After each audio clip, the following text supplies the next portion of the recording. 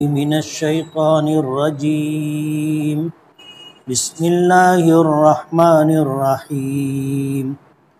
اقرأ باسم ربك الذي خلق خلق الإنسان من علق اقرأ وربك الأكرم الذي علم بالقلم علم الإنسان ما لم يعلم كلا إن الإنسان ليطغى أن رآه استغنى إن إلى ربك الرجعى أرأيت الذي ينهى عبدا إذا صلى أرأيت إن كان على الهدى أو أمر بالتقوى أرأيت إن كذب وتولى ألم يعلم بأن الله يرى كلا لئن لم ينته لنسفعا بالناصية ناصية كاذبة خاطئة فليدع ناديا سندع الزبانية كلا لا تطعه واسجد واقترب. صدق اللہ العظیم. سبحانک لا علم لنا الا ما علمتنا انک انت العلیم الحکیم. رب اشرح لی صدری ویسر لی امری واحلل عقدۃ من لسانی یفقہوا قولی. پناہ مانگتا ہوں میں اللہ تعالیٰ کی شیطان مردود سے. شروع کرتا ہوں میں اللہ کے نام سے جو بڑا مہربان بڑی رحمتوں والا ہے. پڑھ اپنے اس پروردگار کے نام سے جس نے بنایا پیدا کیا انسان کو جمے ہوئے خون سے. پڑھتا رہے تیرا پروردگار بڑا کریم ہے جس نے سکھلایا قلم کے ذریعے، سکھلایا انسان کو وہ سب کچھ جو وہ نہیں جانتا تھا. یقیناً انسان آپے سے باہر ہو گیا اس سے کہ وہ دیکھے کہ اس نے اپنے آپ کو بے پرواہ یا تونگر سمجھ لیا. بے شک تیرے پروردگار ہی کی طرف لوٹ کر کے جانا ہے. آپ نے دیکھا اس شخص کو جو روکتا ہے ایک بندے کو جب وہ نماز پڑھتا ہے. آپ نے دیکھا کہ اگر وہ ہدایت پر ہے یا وہ تقوی کا حکم دے رہا ہے، بھلا دیکھ تو اگر وہ جھٹلاتا ہے اور منہ موڑتا ہے، کیا وہ نہیں جانتا کہ بے شک اللہ تعالیٰ سب کچھ دیکھ رہا ہے؟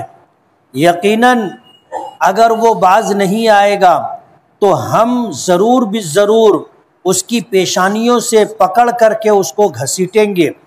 ایسی پیشانی جو جھوٹی ہے باتوں میں اور خطا کار ہے کاموں میں. پس چاہیے کہ وہ اپنی مجلس کو بلا لے. ہم بھی جہنم سے پیادوں کو بلا لیں گے. ہرگز نہیں آپ اس کی بات نہ مانیں اور سجدہ کریں اور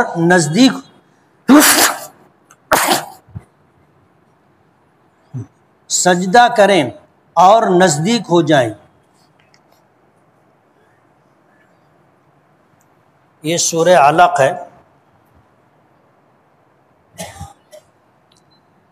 اس سورت کا نام علق رکھا گیا.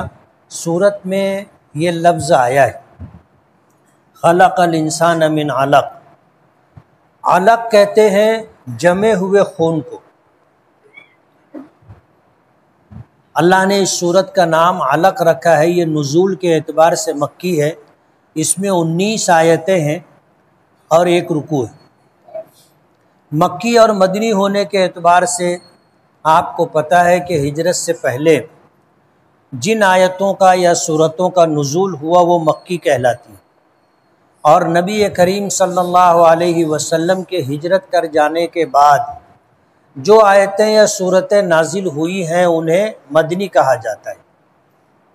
یہ سورت مکی ہے اور نبی کریم صلی اللہ علیہ وسلم پر سب سے پہلے نازل ہونے والی وحی میں سے اس سورت کی ابتدائی 5 آیتیں۔ مفسرین نے لکھا کہ جب نبی کریم صلی اللہ علیہ وسلم کی عمر مبارک 40 سال ہونے کے قریب آئی تو حضور خود فرماتے ہیں کہ حبب الی الخلا، مجھے تنہائی محبوب بنا دی گئی۔ اب کسی کے ساتھ اٹھنا بیٹھنا رہنا اس سے مجھے وحشت ہونے لگی۔ میری طبیعت میں اکیلے رہنا اس بات کا غلبہ ہو گیا۔ اب تنہا رہنا اکیلے رہنا مجھ کو اچھا لگنے لگا۔ حبب الی الخلا، آپ فرماتے ہیں مجھے تنہائی محبوب بنا دی گئی۔ تفصیلی روایتوں میں آتا ہے کہ جب نبی کریم صلی اللہ علیہ وسلم کی عمر مبارک 40 سال ہونے میں تقریباً 1 مہینہ یا کم و بیش اتنا ہی کچھ وقت باقی تھا، اس وقت آپ کی یہ کیفیت ہوئی۔ اب اس کیفیت کی وجہ سے نبی کریم صلی اللہ علیہ وسلم نے مکہ مکرمہ اور اپنا گھر چھوڑ کر کے مکے سے باہر ایک پہاڑ ہے جسے جبل نور کہتے ہیں، اس پہاڑی کے اوپر ایک غار ہے جس کو غار حرا کہتے ہیں۔ اللہ کے نبی صلی اللہ علیہ وسلم اس غار میں تنہائی کا وقت گزارنے کے لیے تشریف لے جانے لگے۔ ام المومنین حضرت خدیجۃ الکبریٰ رضی اللہ تعالی عنہا فرماتی ہیں کہ اللہ کے رسول صلی اللہ علیہ وسلم کو گھر والوں سے اور لوگوں کے ساتھ اٹھنے بیٹھنے سے وحشت ہونے لگی، اور آپ نے غار حرا میں اپنا وقت گزارنے کا فیصلہ کیا۔ جب آپ غار حرا تشریف لے جانے لگے تو کھانے پینے کا کچھ سامان اپنے ساتھ لے کر کے گئے، اور کئی دن مسلسل غار حرا میں رہے۔ دن بھی وہیں گزارا، رات بھی وہیں گزاری۔ حضرت خدیجۃ الکبریٰ رضی اللہ تعالی عنہا فرماتی ہیں کہ مجھے جب اندازہ ہوتا کہ کھانے پینے کا سامان ختم ہو گیا ہوگا تو میں کھانے پینے کا سامان لے کر کے غار حرا جاتی۔ جبل نور کی چڑھائی تقریباً 1.5 کلومیٹر ہے، اور اس پہاڑی پر اوپر جانے کے بعد ایک غار ہے۔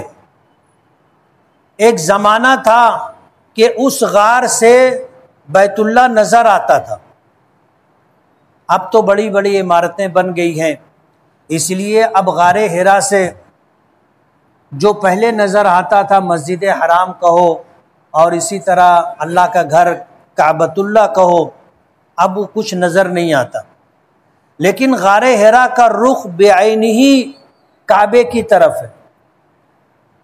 یہ جو غار ہے آگے سے تھوڑا کشادہ ہے، اور پھر اور آگے جانے کے بعد تنگ ہو گیا ہے، وہاں سے ایسے خالی جگہ ہے جس سے مسجد حرام اور بیت اللہ نظر آتا تھا۔ نبی کریم صلی اللہ علیہ وسلم کئی دن مسلسل اس غار میں اپنا وقت تنہائی کے ساتھ گزارا کرتے تھے، اور جب توشہ ختم ہو جاتا تو کبھی آپ خود غار حرا سے نکلتے، جبل نور سے اترتے، گھر آ کر توشہ لیتے، پھر واپس چلے جاتے۔ کبھی ایسا ہوتا کہ حضرت خدیجہ رضی اللہ تعالی عنہا توشہ پہنچا دیا کرتی۔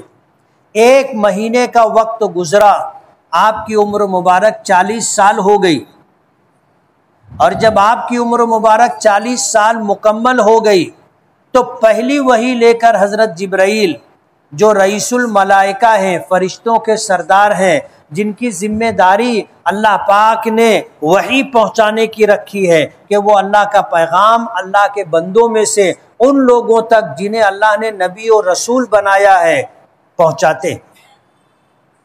حضرت جبرائیل پہلی وحی لے کر کے تشریف لائے۔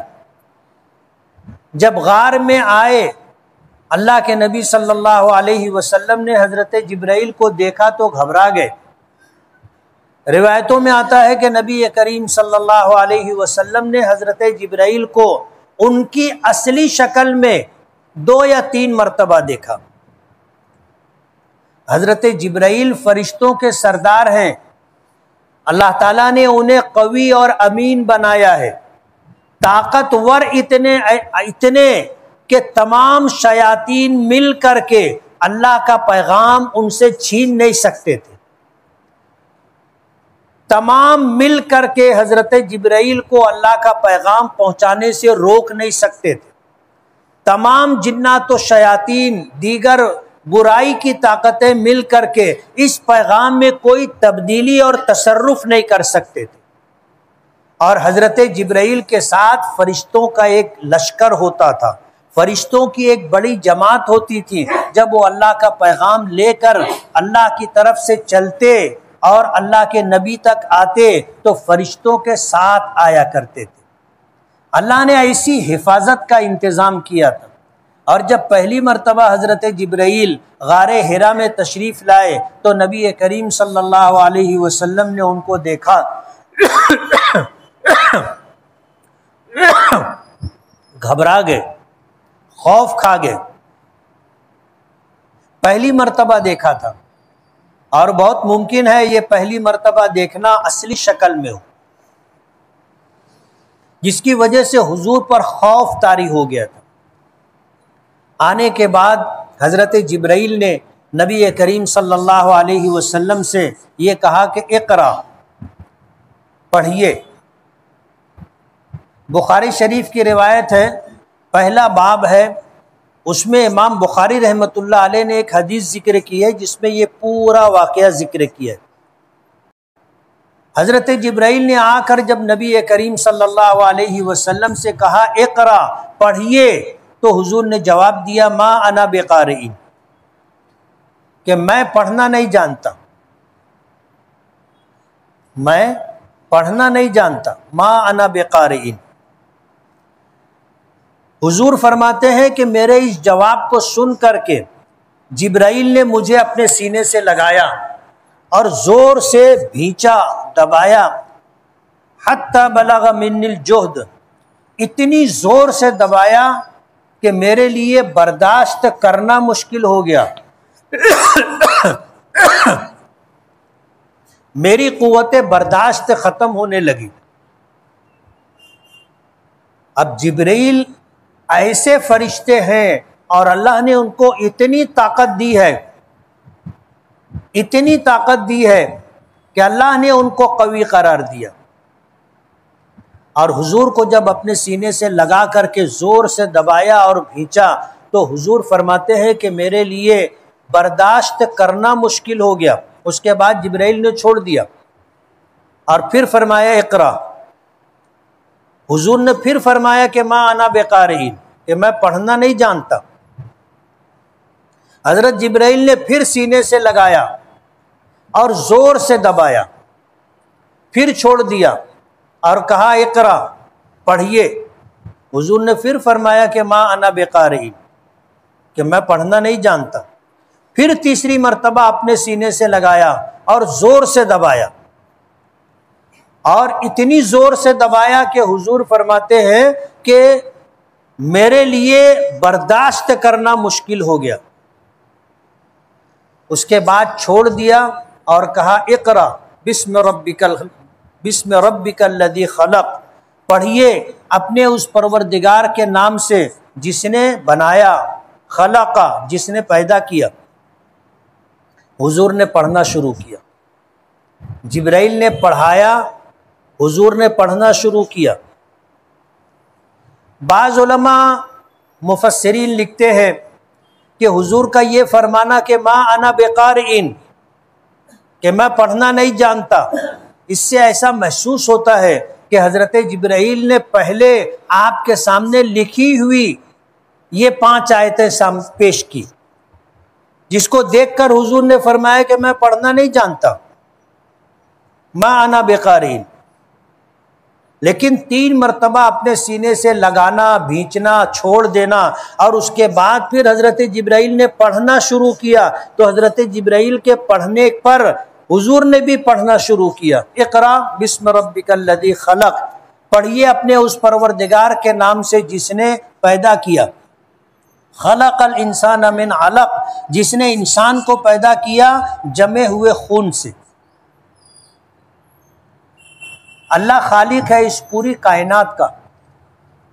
انسانوں کے علاوہ جتنی مخلوقات ہیں چرند ہو، پرند ہو، درند ہو، حیوانات ہو، جمادات ہو، نباتات ہو، سب کو اللہ نے پیدا کیا۔ کوئی ایک شے بھی ایسی نہیں ہے، کوئی ایک چیز بھی ایسی نہیں ہے جسے اللہ کے علاوہ کسی اور نے پیدا کیا ہو۔ یہ پوری کائنات، پوری دنیا، جسے ہم جانتے ہیں اور جسے ہم نہیں جانتے، سب کچھ اللہ نے پیدا کیا، لیکن اس کا تذکرہ اللہ پاک نے نہیں کیا۔ انسانوں کو پیدا کرنے کا تذکرہ کیا، خلق الانسان من علق، کہ ہم نے انسان کو جمے ہوئے خون سے پیدا کیا۔ ہر ایک چیز کی پیدائش کا طریقہ الگ الگ ہے۔ انسان ہے، حیوان ہے، ان کی پیدائش کا طریقہ نر اور مادہ دونوں کے ملنے سے ہوتا ہے۔ یہ اللہ تعالیٰ کا نظام ہے جو پوری کائنات میں جاری و ساری۔ جب ایک مرد اور ایک عورت کی ملاقات ہوتی ہے تو مرد کا نطفہ، مرد کی منی عورت کے رحم تک پہنچتی ہے، اور عورت کی منی ایک مخصوص مقام سے منتقل ہو کر کے رحم یعنی بچہ دانی تک پہنچتی ہے، اور جب دونوں کی منی کا ملنا ہوتا ہے تو پھر اللہ پاک کا فیصلہ ہوتا ہے جس سے حمل ٹھہرنے کا واقعہ پیش آتا ہے۔ یہ ایک نظام ہے جو اس پوری کائنات میں اللہ نے جاری و ساری کیا۔ پہلے یہ منی کی شکل میں ہوتی ہے، اور 40 دن کے بعد اللہ پاک اسے جمع ہوئے خون کی شکل میں تبدیل کر دیتے، اسی کو علق کہا جاتا ہے۔ اب منی کے قطرے سے خون کی شکل میں تبدیل ہونا، یہ اللہ تعالیٰ کی ربوبیت ہے۔ انسان کا اس میں کوئی عمل دخل نہیں۔ اس جمے ہوئے خون کو گوشت میں تبدیل کرنا، یہ بھی اللہ کی ربوبیت ہے، اور پھر اس گوشت کے لوتھڑے کو انسانی شکل دینا کہ سر بن گیا، کاندھے بن گئے، ہاتھ پیر بن گئے، یہ اللہ کی ربوبیت ہے۔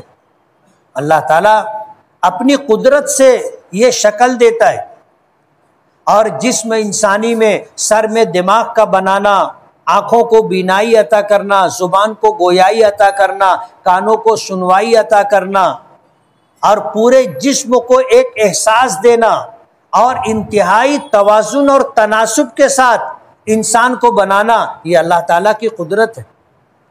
خلق الانسان من علق، انسان کو اللہ نے جو قامت عطا کی، جو شکل دی ہے، اس سے بہتر شکل کسی مخلوق کو اللہ نے نہیں دی، یہ صرف انسان کو دی، اور اللہ کا خزانہ لامحدود ہے۔ آج اس وقت ہم لوگ سینکڑوں کی شکل میں یہاں موجود ہیں، کسی کی شکل کسی سے ملتی جلتی ہے۔ حضرت آدم کے زمانے سے لے کے آج تک، اور آج کے بعد قیامت تک 100% کسی انسانوں میں مماثلت نہیں ہوگی، مشابہت نہیں ہوگی، فرق ہوگا۔ آپ دیکھو ایک ماں ایک باپ کی اولاد میں کتنا فرق ہوتا ہے، دو بھائیوں میں کتنا فرق ہوتا ہے، دو بہنوں میں کتنا فرق ہوتا ہے، ایک بھائی اور ایک بہن میں کتنا فرق ہوتا ہے۔ اللہ کے خزانے میں بے شمار شکلیں ہیں۔ تو جمے ہوئے خون سے انسان کو پیدا کیا۔ اقرا وربک الاکرم، پڑھیے اور آپ کا پروردگار بڑا کریم ہے۔ حضور کو ہمت دی گئی، حوصلہ دیا گیا کہ آپ پڑھیے۔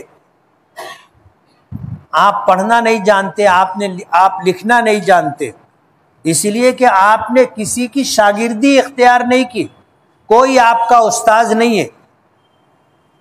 اگر کوئی آپ کو پڑھایا ہوتا، سکھایا ہوتا تو کل وہ کریڈٹ لیتا نا کہ یہ نبوت اور رسالت کا دعویٰ کر رہے، ان کو تو میں نے پڑھایا ہے۔ اللہ نے آپ کو امی بنایا تھا، اور امی ہونا آپ کی شان ہے، بے پڑھا لکھا ہونا آپ کی شان ہے، اور ہمارے لیے عیب ہے۔ ہم میں جو پڑھا لکھا نہ ہو اس کو ہم کیا کہتے ہیں؟ جاہل۔ لیکن نبی کریم صلی اللہ علیہ وسلم کے لیے یہ لفظ ہم استعمال نہیں کر سکتے. یہ آپ کی شان ہے، شان. آپ پڑھے لکھے نہیں تھے، لیکن اللہ نے اتنا علم دیا تھا کہ پوری دنیا انسانیت میں اللہ نے کسی کو اتنا علم نہیں دیا. علم کی دو قسم ہوتی ہے، ایک علم لدنی جو بغیر پڑھے لکھے ملتا ہے، اور یہ اللہ پاک کی طرف سے ملتا ہے علم لدنی. اور ایک علم وہ ہوتا ہے جو غیر لدنی کہلاتا ہے، جو پڑھنے سے، لکھنے سے، دیکھنے سے، سننے سے حاصل ہوتا ہے، چھونے سے حاصل ہوتا ہے. ہم کسی چیز کو چھوتے ہیں تو چھو کر کے کہتے ہیں کہ ٹھنڈی ہے، گرم ہے، نارمل ہے. یہ ہم چھو کر کے، یہ علم ہمیں چھونے سے حاصل ہوا. کچھ علم دیکھنے سے حاصل ہوتا ہے، ہم نے دیکھا، بولے سامنے تو دیوار ہے. کچھ چیزوں کا علم چکھنے سے ہوتا ہے. زبان کے علاوہ دنیا کی کوئی طاقت، کوئی چیز ایسی نہیں ہے جو کسی چیز کا ذائقہ بتا سکے کہ یہ چیز میٹھی ہے، پھیکی ہے، زیادہ میٹھی ہے، کم میٹھی ہے، کڑوی ہے، کسیلی ہے، تلخ ہے، تیز ہے. آج دنیا یہ آلہ نہیں بنا سکی. یہی وجہ ہے کہ زہروں میں ایک زہر ہوتا ہے سائنائڈ، اور یہ اتنا تیز زہر ہوتا ہے کہ جو ہی جسم میں داخل ہوتا ہے آدمی مر جاتا. سائنسدانوں میں کچھ سر پھرے لوگ بھی گزرے جنہوں نے اپنی جان داؤں پر لگائی اور سائنائڈ اپنی زبان پر رکھی. نیچے کاغذ تھا، اس پر قلم، اور جیسے ہی رکھا وہ اس کا ذائقہ لکھنا چاہتے تھے کہ یہ میٹھا ہے کہ کڑوا ہے. ایک سائنسدان نے کیا تو اس نے ایس لکھا، بس، اور مر گیا. اب دوسرے نے بھی پھر ہمت دکھائی اور اس نے بھی سائنائڈ زہر اپنی زبان پر لکھا اور اس کے بعد والا حرف ڈبلیو لکھا. پھر اس کے بعد کسی نے ہمت نہیں کی. اب ظاہر بات ہے کہ زبان کے علاوہ اگر کسی چیز کا ذائقہ معلوم کرنے کے لیے دنیا میں کوئی آلہ ہوتا تو یہ دو سائنسداں اپنی جان سے نہیں جاتے. وہ آلہ لگا دیتے اور بتا دیتے کہ سائنائڈ زہر کا ذائقہ کیسا ہے. اللہ پاک نے انسان کو بنایا، بے مثال بنایا، کوئی مخلوق انسان جیسی نہیں. اسے اللہ نے اشرف المخلوقات بنایا. فرمایا اقرا وربک الاکرم، پڑھیے اور آپ کا پروردگار بڑا کریم ہے. حضور کو حوصلہ دیا. الذی علم بالقلم، جس نے قلم کے ذریعے سکھلایا. علم کا آلہ، کچھ چیزوں کا علم سننے سے ہوتا ہے، کچھ چیزوں کا علم بولنے سے ہوتا ہے، اور کچھ چیزوں کا علم لکھنے سے ہوتا ہے. بولی ہوئی بات محفوظ نہیں رہتی، سنی ہوئی بات محفوظ نہیں رہتی، لیکن لکھی ہوئی بات اگر اس کاغذ کی حفاظت کی جائے تو محفوظ رہتی. آج ایک انسان جتنی تقریریں کرتا ہے، بولتا ہے، محفوظ نہیں ہے. آج اس کو ریکارڈ کر لیا گیا. پہلے تو ریکارڈ کرنے کا کوئی ذریعہ نہیں تھا کہ انسانوں کی آواز کو ریکارڈ کیا جائے. آج ریکارڈ ہونے لگا ہے. پہلے ذریعہ صرف قلم تھا. جب دنیا اتنی ترقی نہیں کی تھی اس وقت بھی قلم کی اہمیت تھی، اس سے لکھا جاتا تھا، اور آج بھی اس کی اہمیت ہے. قلم کے معنی آتے ہیں کاٹنے کے.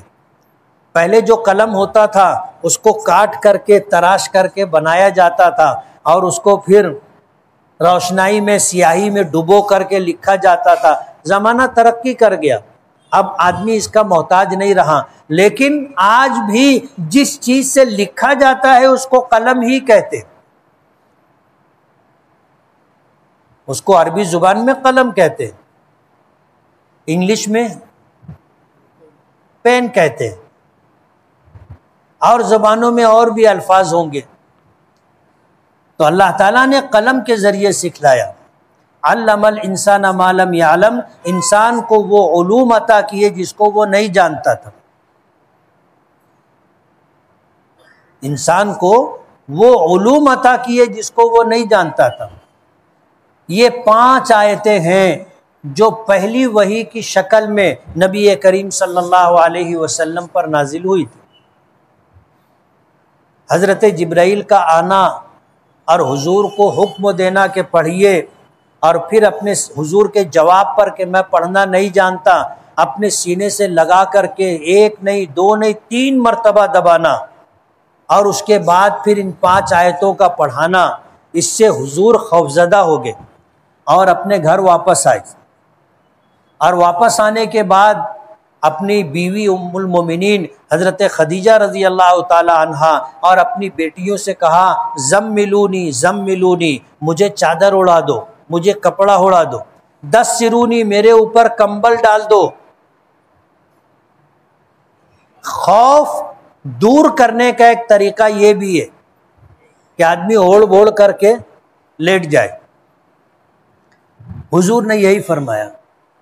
اور جب طبیعت میں تھوڑا سا افاقہ ہوا تو سب سے پہلے یہ پورا واقعہ آپ نے اپنی بیوی حضرت خدیجہ رضی اللہ تعالی عنہا کو سنایا کہ میں غار حرا میں تھا، حضرت جبرائیل آئے اور اس شکل میں آئے اور میرے ساتھ یہ پورا واقعہ پیش آیا۔ حضرت خدیجہ رضی اللہ تعالی عنہا کے ایک چچا زاد بھائی تھے، امام بخاری رحمۃ اللہ علیہ نے اس واقعے میں ان کا نام بھی لکھا ہے، ورقہ ابن نوفل۔ وہ آسمانی کتابوں کے عالم تھے، انہوں نے شرک نہیں کیا، کفر نہیں کیا، بت پرستی نہیں کرتے تھے، آسمانی جو کتابیں تھیں ان کو لکھتے تھے، ان کو پڑھتے تھے۔ تو حضرت خدیجہ رضی اللہ تعالی عنہا حضور کو لے کر اپنے چچا زاد بھائی ورقہ ابن نوفل کے پاس پہنچی اور جا کر کے کہا کہ اپنے بھتیجے محمد کی بات سنو۔ تو ورقہ ابن نوفل نے نبی کریم صلی اللہ علیہ وسلم سے پوچھا کہ کیا بات ہے؟ تو حضور نے یہ پورا واقعہ تفصیل سے بتایا۔ ورقہ ابن نوفل نے جب یہ پوری تفصیل سنی، پورا واقعہ سنا، تو اس کے بعد کہنے لگے کہ ھذا الناموس الذی جاءنی علی موسیٰ، جاء علی موسیٰ، یہ وہ فرشتہ ہے جو حضرت موسیٰ کے پاس اللہ کا پیغام لے کر کے آیا کرتا تھا۔ اور پھر حضور کو بتایا کہ اللہ نے آپ کو نبی بنایا ہے۔ جب اللہ کا فرشتہ جبرائیل جو حضرت موسیٰ کے پاس اللہ کا پیغام لے کے آتا تھا اور انہیں نبوت ملی تھی، تو آپ تک یہ پیغام لے کر کے آیا ہے، تو اللہ نے آپ کو نبی بنایا ہے۔ اب آپ سن لو، آپ کی قوم آپ کو نکال دے گی مکے سے۔ تو حضور فرمانے لگے، اوا مخرجیہم، کیا وہ لوگ مجھے مکے سے نکال دیں گے؟ تو ورقہ ابن نوفل نے کہا کہ ہاں، تمہیں مکے سے نکال دیں گے۔ اور پھر ورقہ ابن نوفل نے کہا، اگر اس وقت تک میں زندہ رہا تو انصرک نصرا مؤزرا، میں آپ کی بھرپور مدد کروں گا۔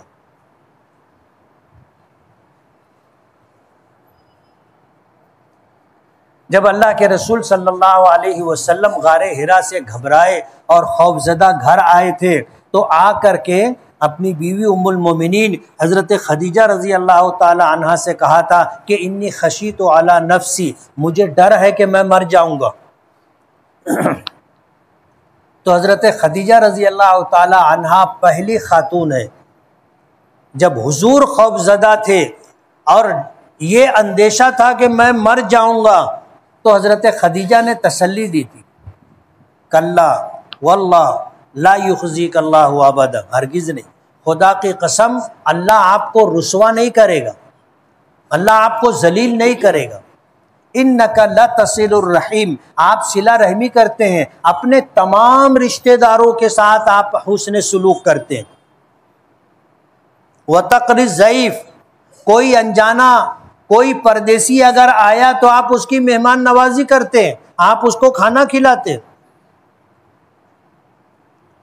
وتقری الضیف وتعین علی نوائب الحق، حق کا کام کرنے والوں پر اگر آزمائش آتی ہے تو آپ ان کی مدد کرتے ہیں۔ آپ معذوروں اور مجبوروں کا سہارا بنتے ہیں، بیوہ، یتیم، مسکین، غریب لوگوں کی آپ مدد کرتے، تو آپ کا دشمن کوئی بھی نہیں ہے۔ ایسا ہرگز نہیں ہوگا خدا کی قسم کہ آپ مر جائیں۔ اور پھر اپنے بھائی ورقہ ابن نوفل کے پاس لے کر کے گئی۔ وہاں جانے کے بعد انہوں نے ایک نئی بات سنا دی نا کہ قوم آپ کو مکے سے نکال دے گی، تو حضور نے فرمایا تھا کہ ہوا مخرجی، یعنی کیا وہ مجھے نکال دیں گے وہ لوگ؟ ہاں۔ اور پھر یہ فرمایا اگر میں زندہ رہا اور جس وقت مکے والے تمہیں مکے سے نکالنے کا فیصلہ کریں گے تو میں تمہاری بھرپور مدد کروں گا۔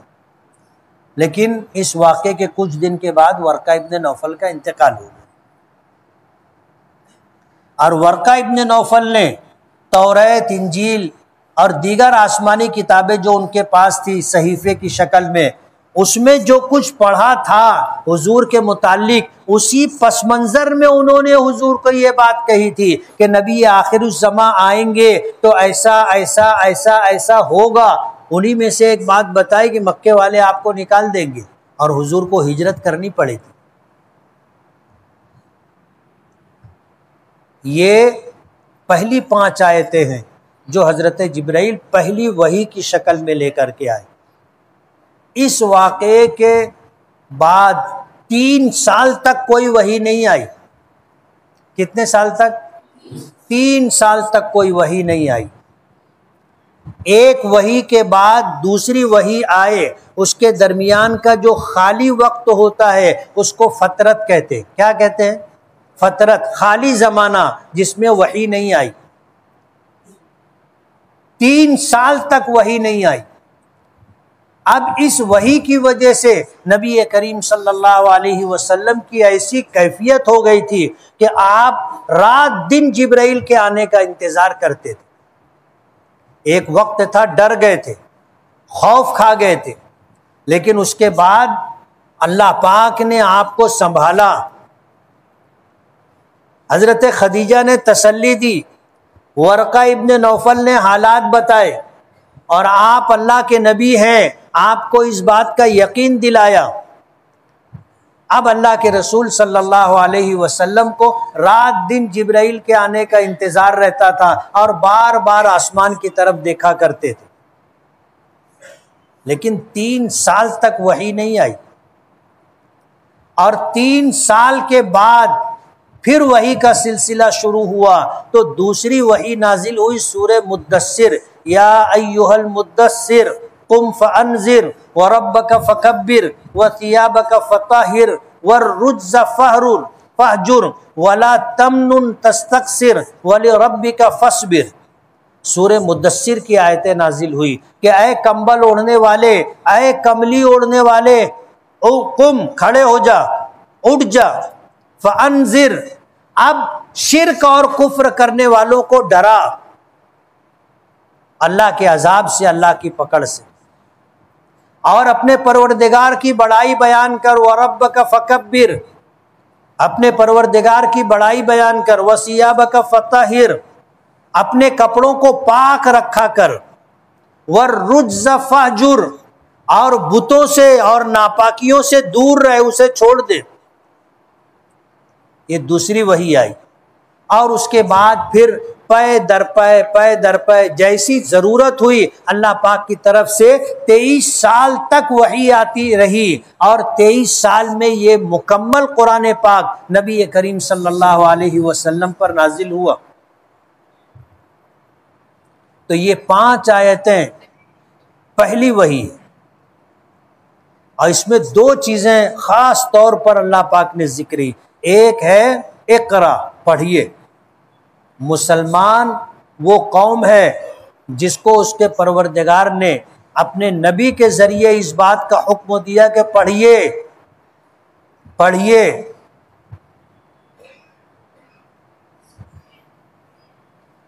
پڑھنا ضروری ہے. اور دوسری بات قلم کا تذکرہ کیا کہ حصول علم کے لیے، علم کی بقا اور تحفظ کے لیے دوسری بڑی چیز قلم ہے. آج کتنے لوگ ہیں جن کے جیب میں قلم ہے؟ ہاتھ اٹھانا. اب جن لوگوں کے جیب میں قلم نہیں ہے ان کے بارے میں اپنے کیا کہہ سکتے ہیں؟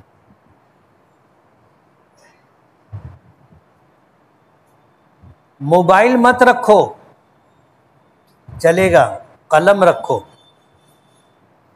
آپ کی جیب میں قلم ہے تو کوئی دیکھے گا تو وہ یہ سمجھ سکتا ہے کہ یہ آدمی پڑھا لکھا ہے. کیا ہے؟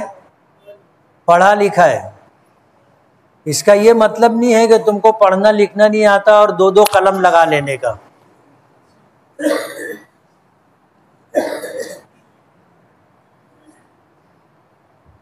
ہے ایسے لوگ بھی جن کو کچھ نہیں آتا، قلم جیب میں لگی رہتی. اس لیے لکھنا پڑھنا آنا چاہیے. آدمی سیکھے، پڑھے، لکھنا پڑھنا آنا چاہیے. تو پہلی تاکید پڑھنے کی ہے اور دوسری اہمیت قلم کی بیان کی. علم بالقلم، بہت سارے علوم اللہ نے قلم کے ذریعے عطا کی. ماضی میں جن لوگوں نے کتابیں لکھی قلم کے ذریعے لکھی تو وہ علوم ہم تک آئے، ورنہ بولنے کے ذریعے سے اور سننے کے ذریعے سے جو علوم ملتے ہیں ایک دوسرے کو، آدمی مر گیا ساتھ میں لے کے چلا گیا. کتنے حکیم جن کے پاس تیر بہدف نسخے تھے طب یونانی میں، انہوں نے اسے لکھا نہیں، کسی کو بتایا نہیں، اپنے سینے میں رکھا، مر گئے، قبر میں چلا گیا. اس لیے لکھنا بہت ضروری ہے. ہم جو معاملہ کریں، لین دین کریں، کاروبار کریں، اسے لکھیں. بہت سارے لوگ ہوتے ہیں جو اپنی دن بھر کی ڈائری لکھتے کہ میں صبح اٹھا 4 بجے، میں نے وضو کیا، میں نے تہجد کی نماز پڑھی، میں نے قرآن کریم کی ایک پارے کی تلاوت کی، اپنے شیخ و مرشد کے بتائے ہوئے معمولات پورے کیے، اور اس کے بعد فجر کی نماز پڑھی، اور پھر اس کے بعد دن بھر میں ٹپے ٹپے سے رات سونے تک کیا ہوا وہ سب کچھ لکھتے ہیں ڈائری میں. اپنی ڈائری لکھنا چاہیے، دن بھر کے معمولات لکھنا چاہیے، کس کو کیا دیا ہے لکھنا چاہیے، کس سے کیا ملا آیا لکھنا چاہیے. حساب و کتاب لکھی ہوئی شکل میں ہونا چاہیے. ہمارے پرانے کہتے ہیں 1000 بقا 1 لکھا. آپ کی زبانی بولی ہوئی 1000 بات لوگ بولیں گے لکھا ہے تو بتاؤ. اس لیے حصول علم کا ایک بہت مؤثر ذریعہ قلم، اور یہ ہونا چاہیے.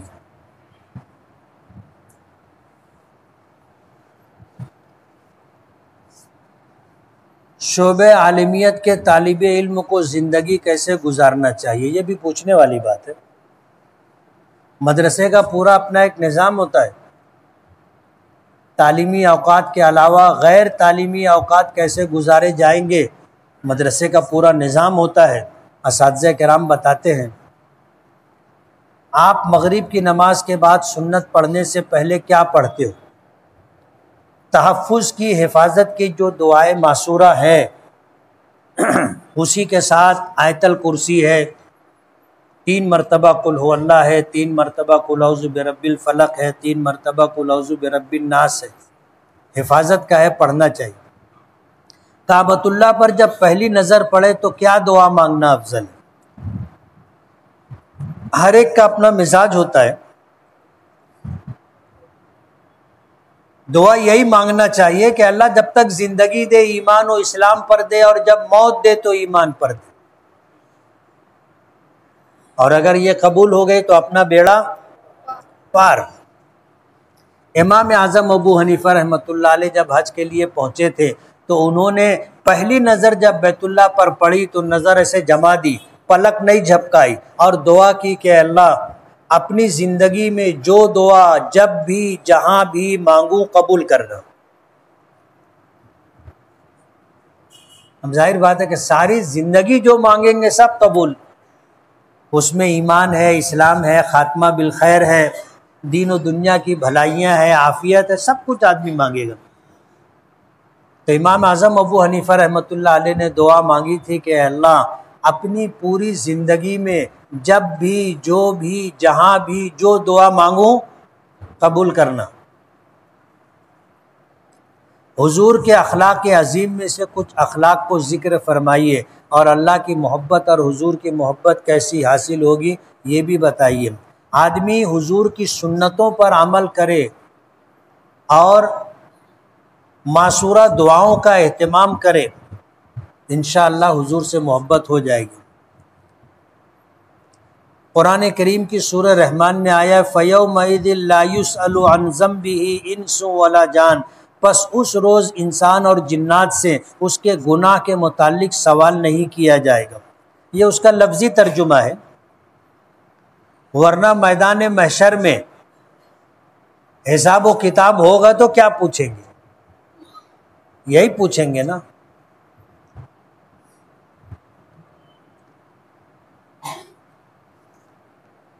زید کی والدہ کا انتقال ہو گیا ہے۔ زید کی بیوی کو خواب میں زید کی والدہ کہتی ہے کہ میرا کپڑا چھوٹا ہو رہا ہے، ایصال ثواب کرو۔ مسجد و مدرسے کا چندہ جو حضرات کرتے ہیں وہ کمیشن پر کرتے ہیں، تو ایسا کرنا کیسا ہے؟ جائز نہیں ہے۔ جو حضرات مسجد و مدرسے کا چندہ پنڈال لگا کر کرتے ہیں تو کیا ایسا کرنا کیسا ہے؟ یہ بھی مناسب طریقہ نہیں ہے۔ چندہ اس سے لینا چاہیے جس کے پاس آمدنی جائز اور حلال ہو۔ اب یہ پنڈال لگا کے مانگتے، ہندو لوگ بھی دے دیتے نا، داروڑیا بھی دے رہا ہے، سٹوری بھی دے رہا ہے، چور بھی دے رہا ہے، تو کیا یہ چندہ لینا صحیح ہے؟ زید مالیگاؤں سے بمبئی سامان خریدنے کے لیے گیا۔ ممبئی پہنچنے کے بعد ظہر کی نماز کا وقت ہو گیا۔ زید کو اب مالیگاؤں کے لیے رات میں نکلنا ہے، اب وہ بے فکر ہے، تو کیا زید ظہر، عصر، مغرب، عشاء کی نماز جماعت سے پڑھے یا پھر اپنی نماز پڑھ لے؟ اول تو یہ مسافر ہے، مسافر پر قصر کے احکامات ہیں۔ اگر اس کو نماز کے لیے مسجد مل جائے تو اسے جماعت سے نماز پڑھنا چاہیے، کام آگے پیچھے کر لے، اور اگر جماعت سے پڑھنے کا موقع نہ ملے تو قصر کرے، تنہا نماز پڑھ رہا ہے قصر پڑھ لے۔ اور اگر سفر میں جو نمازیں قضا ہو گئی ہے، ظہر کی، عصر کی، عشاء کی، اس کو قصر پڑھنا تھا، اپنے گھر آ گیا، اب اسے قضا پڑھ رہا ہے تو قصر پڑھے گا۔ زید کی والدہ بہت بیمار ہے، اس کی 4 بہنیں ہیں، بہنوں کو زید اور اس کی بیوی ایک گلاس پانی کو بھی نہیں پوچھتے۔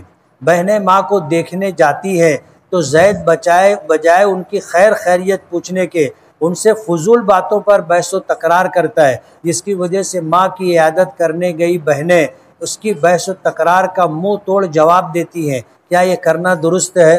درست ہے، منہ توڑ جواب ہی دینا چاہیے۔ ایسا نالائق بیٹا اور بھائی جو والدہ کا خیال نہیں رکھتا، ایک گلاس پانی بھی گھر پر آنے والی بہنوں کو نہیں دیتا، نہیں پوچھتا، تو اس سے منہ توڑی بات کرنا چاہیے۔ زید کی والدہ کا انتقال ہو گیا ہے، بھائی کے کھانے میں کوئی بہن بہنوئی شریک نہیں ہوئے، آپسی تنازع کی وجہ سے میت اٹھانے کے بعد وہ گھر چلے گئے، تو کیا یہ درست ہے؟ جا سکتے، بھاتی کھانا ضروری نہیں ہے، اور بھاتی وہی کھائے گا جو میت کے ساتھ گھر میں رہتا ہو۔ جس چولہے پر میت کا کھانا پکتا تھا اس چولہے پر پکا ہوا کھانا جو لوگ کھاتے تھے وہ لوگ بھاتی کھائیں گے۔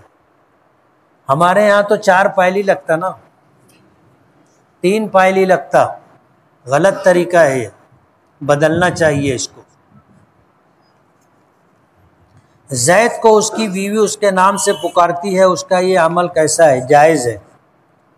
مولانا محمود مدنی اسد الدین اویسی کے خلاف ہیں. ہاں خلاف ہیں. مولانا محمود مدنی نے جو کچھ کہا اویسی صاحب کے متعلق برابر نہیں. آج کوئی ہم مسلمانوں کے لیے ہندوستان میں بولنے والا نہیں. مولانا محمود مدنی بھی نہیں بولتے جیسا اویسی صاحب بولتے ہیں. میرے ساتھ پڑھے ہوئے ہیں، بلکہ مجھ سے پیچھے تھے، لیکن جو حرکت انہوں نے کی ہے اور کر رہے ہیں مناسب نہیں. ان کی ہی نادانیوں کی وجہ سے جمعیت علماء 2 حصوں میں تقسیم ہوئی ہے، اور جمعیت علماء کا اپنا جو وزن تھا وہ ختم ہو گیا. اور بھی بہت ساری باتیں ہیں، میں بولنا نہیں چاہتا. آج دنیا بھر کے لوگ جواب دے رہے ہیں نا.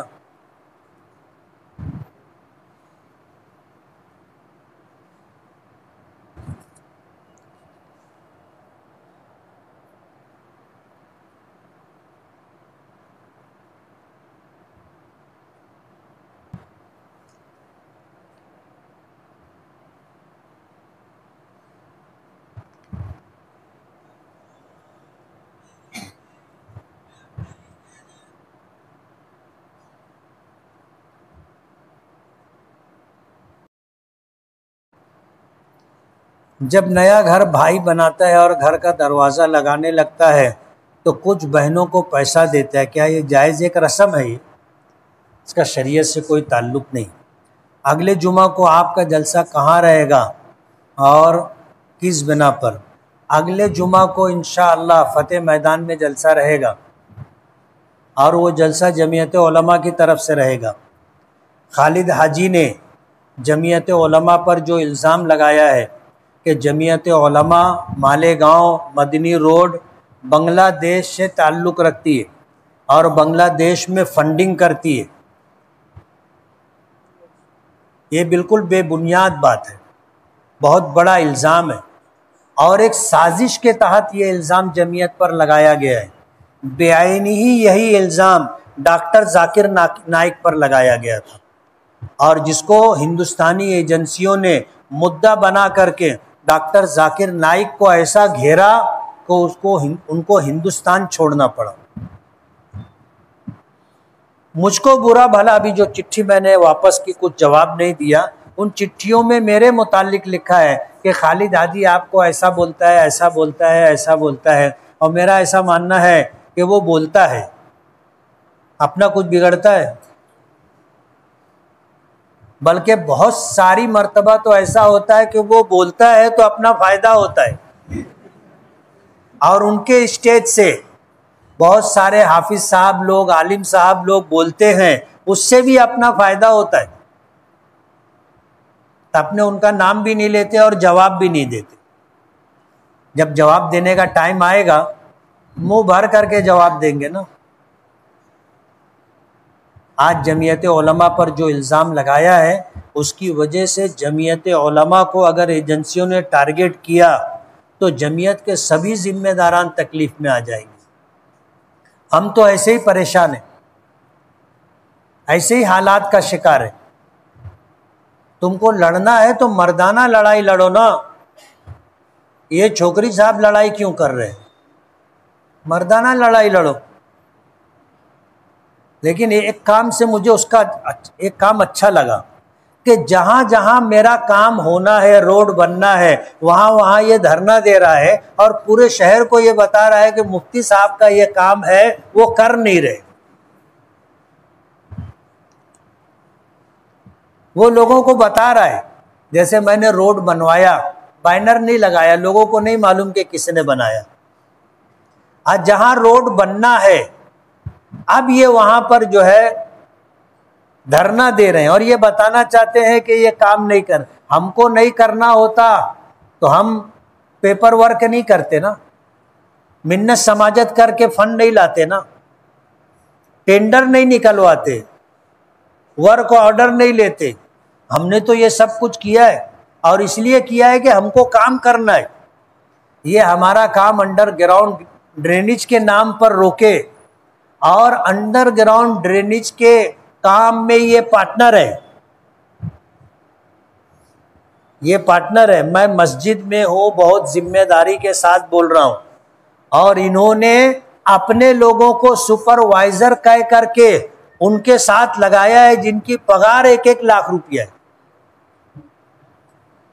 یہ جہاں جہاں چھچن کر رہے ہیں وہاں وہاں انڈر گراؤنڈ ڈرینیج کے پائپ جلدی سے ڈال دیے جائیں، اس کے لیے ان کی یہ کوشش ہے. لیکن میرے کاموں کا پرچار بھی ہو رہا ہے، میرے کاموں کا پرچار بھی ہو رہا ہے.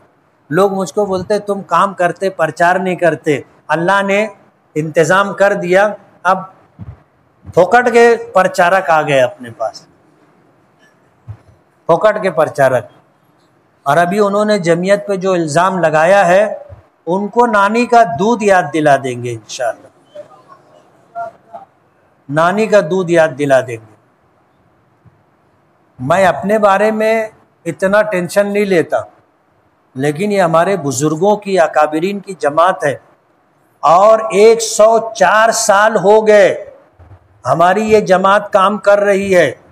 اس جماعت میں کام کرنے والے لوگ کوئی پگارو لوگ نہیں ہیں، اپنی جان، اپنا مال، اپنا وقت، اپنی صلاحیت دیتے. کسی کا کوئی پگار نہیں ہے، کوئی مالی فائدہ کسی کو نہیں ہے. اور اس جماعت اور جماعت کے وابستہ لوگوں پر جو الزام لگایا ہے، ہم نکلیں گے نا اب، اور ان کو بتائیں گے کہ جمعیت کیا ہے. ہمیں پتہ ہے پھٹی قمیص پہن کر کے پلکھوڑ سے آئے تھے، اور یہ بات شیخ رشید نے خود کہی ہے، ہم نہیں کہتے، انہوں نے کہی کہ میں پھٹی قمیص پہن کر کے پلکھوڑ سے آیا تھا. آج ہزاروں کروڑ روپیہ کہاں سے آیا ان کے پاس؟ کیا ان کے گھر کے اندر خزانہ نکلا تھا کیا؟ یہ مٹی کو ہاتھ لگاتے تھے کیا وہ سونا بن جاتی تھی کیا؟ کون سا کاروبار ہے ان کا؟ ہم جمعیت کے پلیٹ فارم سے ان کی تمام ملکیت کا ہم حساب و کتاب لگوائیں گے نا، انکوائری کروائیں گے. ہے ہمارے پاس لسٹ. اور جب انہوں نے ہمیں چھیڑا ہے تو اب ہم ان کو چھوڑیں گے نہیں. جلد ہی آپ سنو گے کہ ان کی گرفتاری ہوگی انشاءاللہ. بہت سارا مواد ہے نا. ہم نہیں چاہتے تھے کہ یہ دن آئے، لیکن کہتے رہے کہ جب گیدڑ کی موت آتی ہے تو وہ شہر کی طرف بھاگ کے آتا ہے. یہ جو کچھ انہوں نے کیا ہے، میرا یہ جملہ یاد رکھنا، ان کو نانی کا دودھ یاد دلا دیں گے. لوگ بولتے چھاتی کا دودھ یاد دلا دیں گے، میں اس سے آگے کی بات کر رہا ہوں. نانی کا دودھ نواسا نہیں پیتا، لیکن ہم ان کو یاد دلا دیں گے. پوری جمعیت کو لے کر کے پورے شہر میں گھوموں گا نا، اور اگلے ہفتہ جمعہ کے دن فتح میدان میں جلسہ رہے گا، وہاں آنا سننے کے لیے، اور شہر بھر کے اپنے دوست و احباب کو لے کے آنا. ایسا ڈبہ پیٹیں گے نا ان کا کہ ان کو بھی سمجھ میں آ جائے گا ہم بھی منہ میں زبان رکھتے ہیں.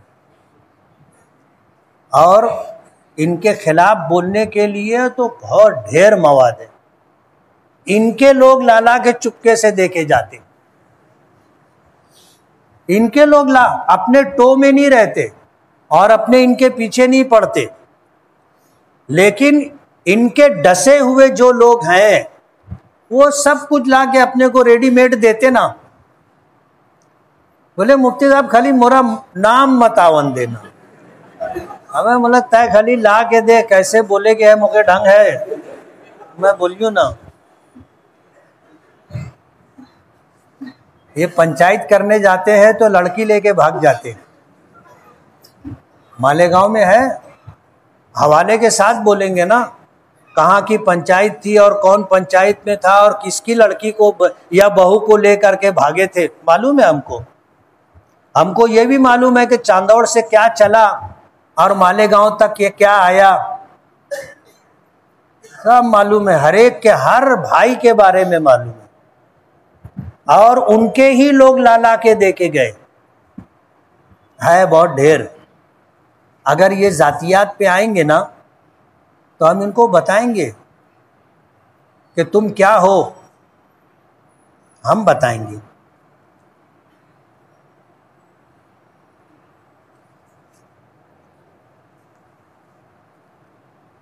کیا زمین میں خزانے دفینے ہوتے ہیں؟ ہاں ہوتے ہیں نا۔ ماضی میں پرانے زمانوں میں ایسا ہوتا تھا، بینک ہوتی نہیں تھی اور ایسے سونا چاندی رکھنا لوگوں کے لیے خطرے کی بات تھی، تو لوگ زمین میں دفن کرتے تھے اور ایسی جگہ دفن کرتے تھے کہ صرف ان کو ہی معلوم رہتا تھا، اور مر گئے تو وہی دفن رہتا تھا۔ بس یہی ہے، خزانہ اور دفینہ نکلتا ہے کہیں کہیں۔